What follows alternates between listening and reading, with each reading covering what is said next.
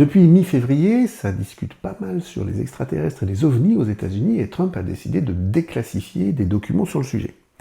C'est vite monté en sauce à la base parce que Obama a dit des choses dans un podcast et puis il est revenu dessus. Bref, au pays de la paranoïa, il en fallait pas beaucoup plus pour basculer en mode full théorie du complot.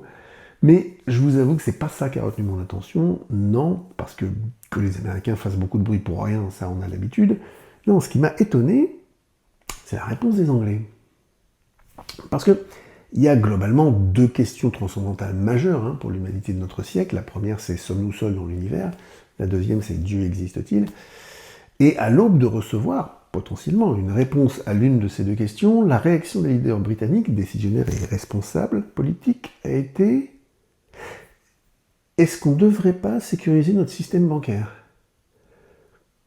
Parce que quoi? T'as peur que les méchants aliens des étoiles viennent pour te voler tes livres sterling et les joyaux de la couronne?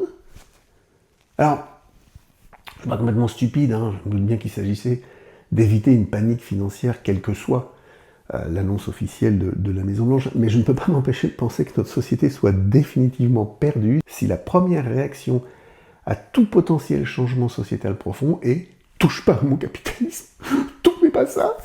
Voilà, alors, avant de vous quitter, parce que c'était un épisode un peu particulier d'humain où on n'a parlé que d'extraterrestres, je me suis dit on va aller au bout des choses et je vais vous donner les 3 réponses à ces 3 questions fondamentales de l'humanité à notre époque. Très simple. Première question. Y a-t-il un complot américain qui dure depuis bientôt 80 ans et visant à cacher un contact extraterrestre? La réponse évidemment non, ils sont beaucoup trop cons, pas les extraterrestres, le gouvernement américain. On parle de mecs qui sont même pas capables de garder secrète leur partouze.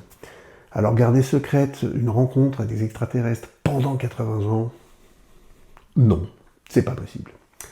Deuxième question, sommes-nous seuls dans l'univers? Non, l'univers est trop vaste et trop ancien pour n'avoir produit qu'un primate au cerveau gonflé à la dopamine en 250 000 ans sur ses 15 milliards d'années d'existence. C'est juste statistiquement impossible. Troisième question, Dieu existe-t-il? Évidemment que Dieu.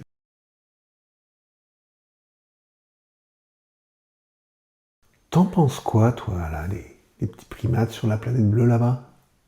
Je dirais pas qu'ils sont intelligents, mais ouais, non, il y a du potentiel. Et on repassera les voir, tu crois? De toute façon, ils sont encore corporels, là. On peut pas intervenir dans l'évolution d'une forme de vie inférieure, tu sais bien, ça serait pas moral. Donc, ouais, non, on repassera dans 100 ou 200 000 ans. On verra bien s'ils sont encore là.